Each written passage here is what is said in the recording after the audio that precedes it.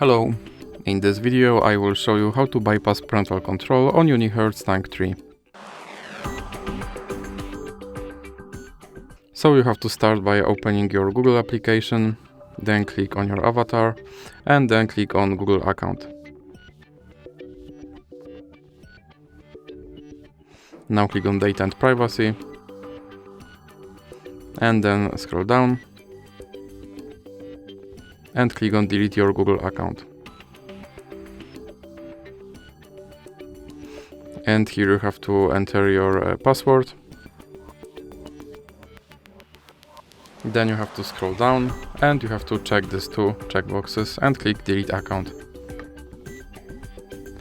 And now your account is removed, so now you have to recover your account by opening, for example, Google Play Store or any other app that requires you to sign in.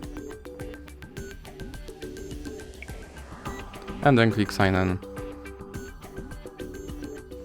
Now you have to enter your email address and then click next. And as you can see, my account is deleted and I have to click next to recover my account. And now I have to enter my password and then click I agree. Then click more and accept. And as you can see, my account is now recovered and my parental control is bypassed. So that's it for this video. If you liked it, please remember to leave a like and subscribe.